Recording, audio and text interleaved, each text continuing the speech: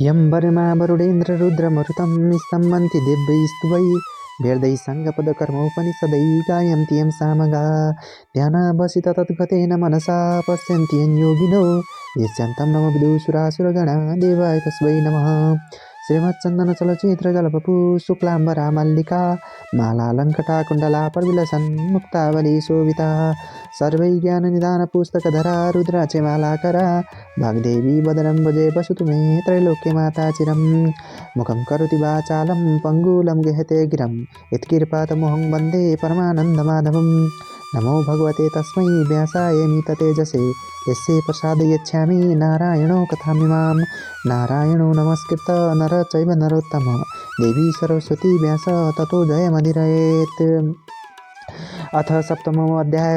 हे अगस्त्य मुनिजी, सती देवीले एकेमा हामफाली प्राण छोडेको देखि देवता यक्ष गन्धर्व नाग अप्सरा त्यहाँ रहेका सबैले हा क्या अनर्थ भयो भनी आश्चर्य मान्दा भए। यही समयमा अकस्मात ठुलो आँधी चली धुलो उडी आकाशमा व्याप्त भई अन्धकार भयो। वायु पनि विपरीतसँग बहन लाग्यो। बिना बादल उसै पनि मेघ गर्जे जस्तो चट्यान गर्जिन लाग्यो। सबै देवताका आँखामा धुलो परे, भूमिमा घोप्टो परे। कतिलाई उडाएर लग्यो, कति रुन लागे, कति आफ्नो जिउको संभार गरिरहे। यस्ता प्रकारले महाउत्पात भयो। त्यो देखि दक्ष प्रजापतिले मनमा चिन्तना गरी सबै छोरी जुवाइँलाई धैर्य गर, डराउनु पर्दैन भनी नाना प्रकारले सम्झाइ बुझाइ बहुत चित्त आकुल गरी आफ्ना गुरु बृहस्पति ऋषिका समीप गई दक्ष प्रजापतिले विनती गरे, हे गुरु, अब कसो गरू, अनर्थ हाहाकार भयो भनी चित्त व्याकुल गराउन लागे। त्यस्तै बेलामा नारद ऋषिले सतीदेवीको प्राणमुक्त भएको देखिकन वायु वेगले गई चाँडै कैलाशमा पुगी श्री महादेवका चरणमा दण्डवत बिन्ती गरे, हे ईश्वर, तपाईँकी प्राणतुल्य सतीदेवीले अग्निकुण्डमा प्रवेश गरी प्राण त्यागिन् किनभने हे वृषम ध्वज, हे करुणामय पापिष्ट दक्ष प्रजापतिले तपाईँलाई नाना तरहले निन्दा गरे, अनेक तरहले हेला गाली गरे। त्यो कहाँको देवता हो, त्यो त बौला पो हो, यसलाई नडाकी मलाई के होला भनी तपाईँको निन्दा गरेको सतीदेवीले सहन नसकी अत्यन्त क्रोध गरी लात्तीले भुइँमा हानी कसैको मुख नहेरी यज्ञ प्रदक्षिणा गरी तपाईँको नाम लिई यज्ञ कुण्डमा हाम फाली प्राण त्याग गरिन्। हे प्रभु, तपाईँका भयले अग्निले शरीर दग्न गर्न सकेको छैन। प्राण मात्र छाडी शयन गरे झैँ अग्निकुण्डमा रहनु भएको छ। हे ईश्वर, यी कुरा बिन्ती गरौँ भनी आएको हुँ, अब कसो गरौँ, अनर्थ भयो भनी नारद मुनिले भनेको कुरा सुनि महादेवले आज्ञा गर्नुभयो। हे मुनि, यो कुरा निश्चय हो कि होइन भन्दा नारद मुनि बिन्ती गर्नुहुन्छ, हे ईश्वर, हजुरका अगाडि मैले मिथ्या कुरा कसरी गरौँला, ध्यान दृष्टिले हेर्नुहोस् भने। यति नारदको वचन सुनि अत्यन्त क्रोध गरी तिनै आँखाबाट आगो निकाली दारा किटी रिसले मुठी कसी नारदका सामुन्ने भने, हे नारद, 33 कोटी देवताले रक्षा गरिराखेको पापिष्ट दक्ष प्रजापतिको निर्मूल नगरी छाड्ने छैन। अब तिमी आफ्नो आश्रममा जाऊ भनी विदा दिएर नारदले साष्टाङ्ग प्रणाम गरी त्यहाँबाट विदा भई ब्रह्मलोकमा गए। त्यसपछि श्री महादेवले सतीदेवीलाई सम्झी अत्यन्त क्रोध गरी तिनै आँखाबाट अग्निका ज्वाला निकाली आफ्नो शिरदेखि एक जटा उखेली पृथ्वीमा पछार्नु भयो। मेघ गर्जे झैँ ठुलो शब्द गरी कराई महाभयङ्कर चतुष्ठी योगिनी भूत प्रेत प्रथम गण समेत भई श्री महाकाली उत्पत्ति भइन्। कस्ती महाकाली भने महाभयानक मूर्ति आँखाबाट आँखो निकालेकी, लामा लामा दारा भएकी, आकाश समान पेट भएकी महाभीषण मूर्ति, मुण्डमाला लगाएकी, बाघको छाला कम्मरमा बेरेकी, एक केस बिजारेकी, दाहिने हातमा खड्ग लिएकी, कहिले जिब्रो चलाउने कहिले लामो जिब्रो निकाली हाँस्ने, यस्तै महाकाली श्री महादेवका सामुन्ने खडा भई के कामले आराधना गर्नुभयो, आज्ञा गर्नुहोस् भनी खडा भइरहन्।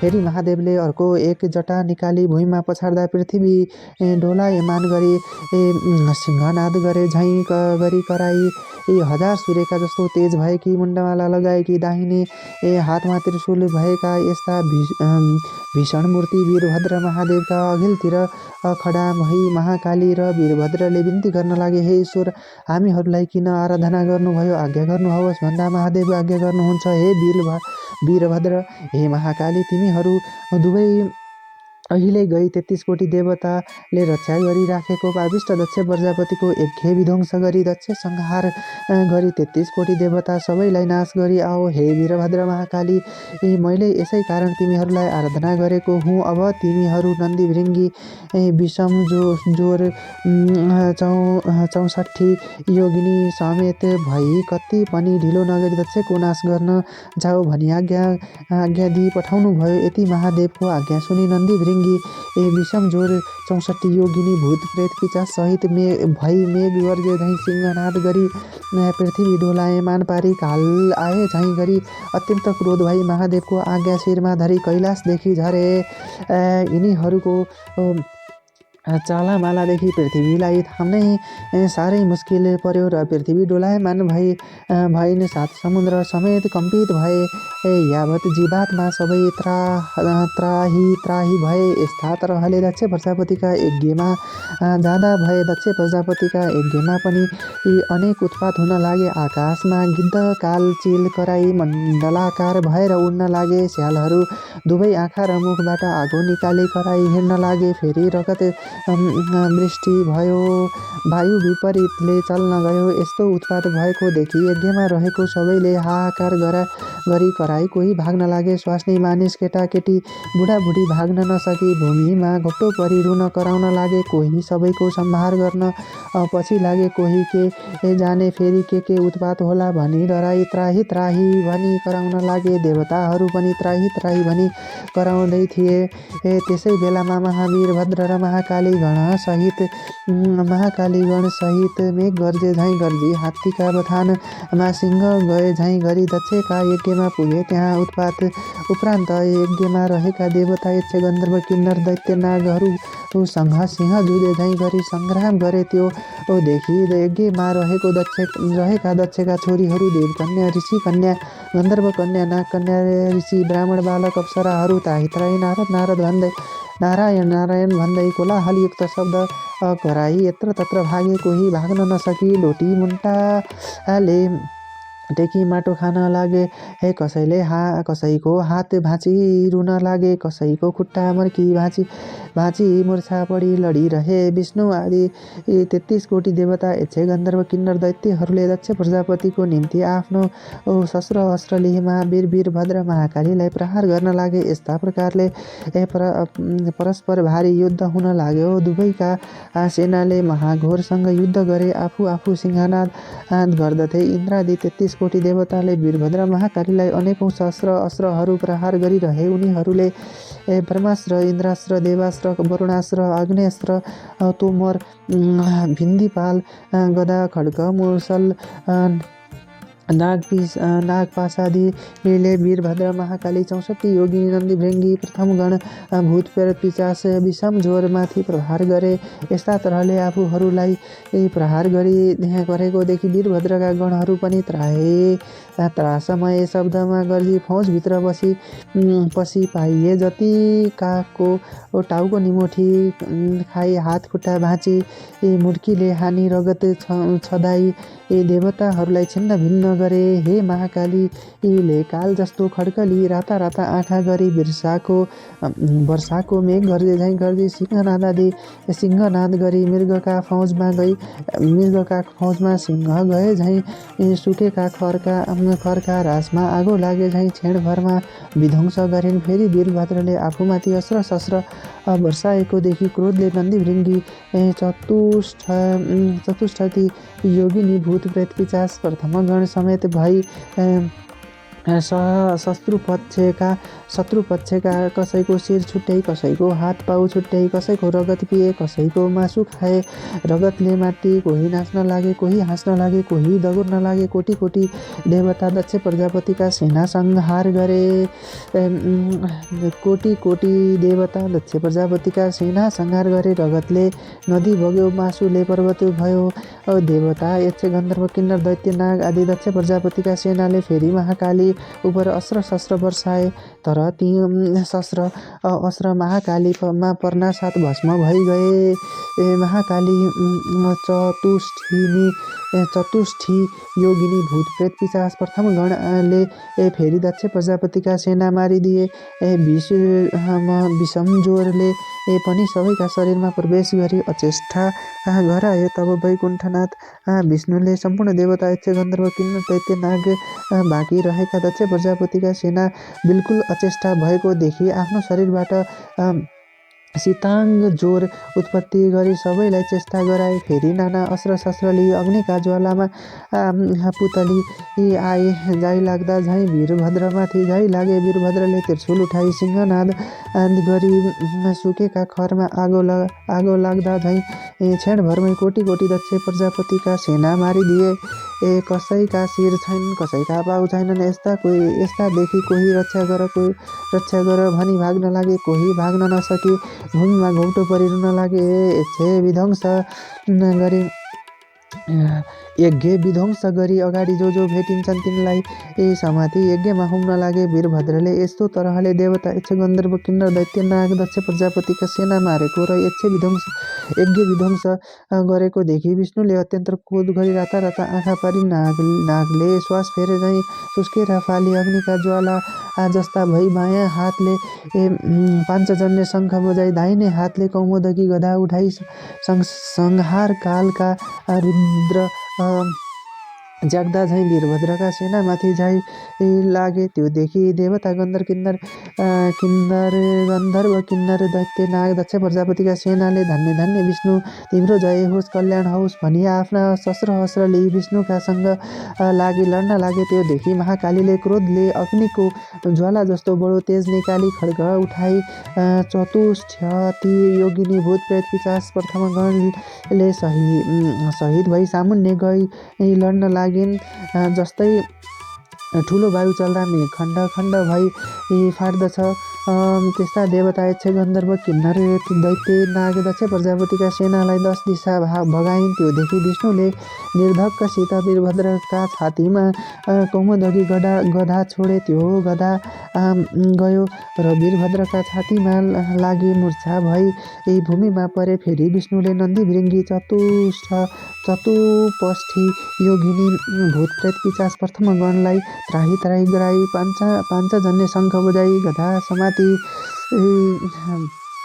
जाइ लागिरहे। नन्दी भृङ्गी चतुष्ठी योगिनी भूत प्रेत पिशाच प्रथम गण शङ्खका शब्दले र गदाका प्रहारले कोही भूमिमा परि मूर्छा भए, कोही भाग्न लागे। त्यो देखि देवता, यक्ष, गन्धर्व, किन्नर, दैत्य, नाग दक्ष प्रजापतिका सेना धन्य धन्य विष्णु भनी स्तुति गरी पुष्पवृष्टि गरी कराएको मूर्छा भइरहेका महावीर वीरभद्रका कानमा झट्का पर्यो र चेतना आयो। उठी हेर्दा आफ्नो सेना कोही भूमिमा परेको, कोही भाग्न लागेको देखि अति क्रुद्ध भई नारायणलाई हेरी काल समान त्रिशूल उठाई वेगले छाडे। त्यो त्रिशूल विष्णुका छातीमा लाग्यो। त्रिशूलको वेदना सहन नसकी नवद्वारबाट रगत बहाई रणभूमिमा नारायण लडेर मूर्छित भए। वीरभद्रले मूर्छा परेका विष्णु देखि प्रलय कालका मेघले गर्जना गरे जस्तो स्वर गरी गर्जी दक्षका सेनामाथि जाइ लागेर कोटी कोटी देवताको नाश गरे।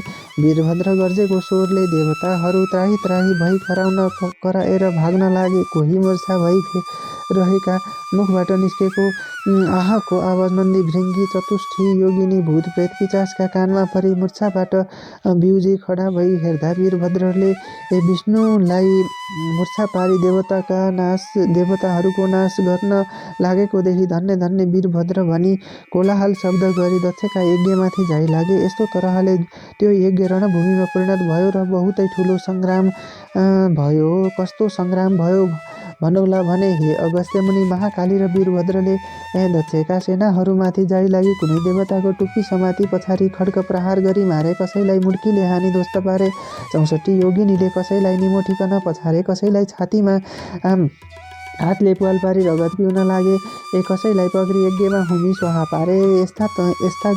यस्तो गरी कोटी कोटी देवता, यक्ष, गन्धर्व, किन्नर, दैत्य, नागहरूको नाश गरेको र वीरभद्रका सेनाकोले जय जय भनी कराएको शब्द मूर्छा भइरहेका विष्णुका कानमा परेर मूर्छाबाट बिउजी खडा भई हेर्दा वीरभद्र महाकालीले दक्षको यज्ञ विध्वंस गरी कोटी कोटी देवताको र दक्षका सेनाको नाश गरेको देखि विष्णु अति क्रुद्ध भई, हे पापिष्ट वीरभद्र, आज तेरो नाश गरुला, तेरो प्राण लिई दक्षको यज्ञ पूर्ण गरुला। तब सम्पूर्ण देवता, यक्ष, गन्धर्व, किन्नर, दैत्य, नागहरूलाई सन्तोष होला। आज एकादश रुद्र सहाय भई आए पनि तेरो रक्षा गर्न सक्ने छैनन्। सम्पूर्ण दुष्टको नाश गर्ने यो चक्र देखिस् भनी सुदर्शन चक्र देखाए। विष्णुले भनेका यस्ता क्षुद्र वचन सुनि वीरभद्र क्रुद्ध भई विष्णुलाई भने, हे पापिष्ट विष्णु, सम्पूर्ण दुष्टको नाश गर्ने चक्र भनी जो देखाइस् र नाश गरुला भनिस्, तेरो पराक्रम माफिक त्यो चक्र मेरा उपर प्रहार गर, म पनि देखि हालु, मुखले मात्र भनिरहने होइन। यति वीरभद्रले भनेको वचन सुनि विष्णु क्रुद्ध भई वीरभद्रलाई ताकि सुदर्शन चक्र छाडिदिए। सुदर्शन चक्र कसो गरी गयो भने, कोटी सूर्य जस्तो तेज भई प्रलय कालका मेघले गर्जमान गरे जस्तो स्वर गराई काल रुद्र जाँदा झैँ गयो। यस्ता तरहले गएको सुदर्शन चक्रलाई देखि नन्दी भृङ्गी चतुष्ठी योगिनी भूत प्रेत पिचास प्रथम गणले त्राही त्राही महादेव भनी महावीर भद्र र महाकालीका शरणमा गए। जसरी समुद्र मन्थन गर्दा कालकूट विष निस्कियो र महादेवले निलेथे, त्यस्तै वीरभद्रले त्यो चक्र मुखमा पर्यो र निल्न तयार भए। त्यो देखि विष्णु चाँडै दगुर्दै गई वीरभद्रका मुखबाट सुदर्शन चक्र निकाली त्यहाँबाट अन्तर्ध्यान भई वैकुण्ठ जाँदा भए। हे अगस्त्य मुनि, जसले यो 7औं अध्याय पाठ गर्ला, सुनाउला, त्यसलाई मृत्युको समयमा हुन सक्ने असह्य पीडा र डर हुने छैन। श्री स्कन्द पुराणे केदारखण्डे माघ महात्म्य कुमार अगस्त संवादे दक्षे सेना विध्वंसो नाम 7मो अध्याय। उपनयतु मङ्गलव सकल जगमङ्गलालय श्रीमान् दीनकर किरण निबोधित नमन लीनदल निभेक्षण कृष्ण काले वर्षतु पर्जन्यं पृथिवी सस्यशालिनी देशो ये क्षेमरोहितो ब्रह्मणा सन्तु निर्भया पुत्रा पुत्रिणा सन्तु पौत्रिणा निर्धना सदना सन्तु जीवन्तु शरदं सदं तत्रैव गङ्गा यमुना च तत्र गोदावरी सिन्धु सरस्वती च सर्वाणि तीर्थानि वसन्ति तत्र यत्राच विरोद्वार कथा प्रसङ्ग या कुन्देन्तु सारहार धवला या सभ्रवस्त्रावृता या वीणामरनन्दमण्डितकरा या श्वेतपद्मासना या वर्माच्युत शङ्करा प्रभृतिभिर्देवैः सदा वन्दिता सा मां पातु सरस्वती भगवती निशेषजाड्यापहा कायेन वाचा मनसिन्धैर्वैः बुद्धात्मना वा प्रकृतिस्वभावत् करोमि यद्यत् सकलस्परस्मै नारायणो येति समर्पयेत्।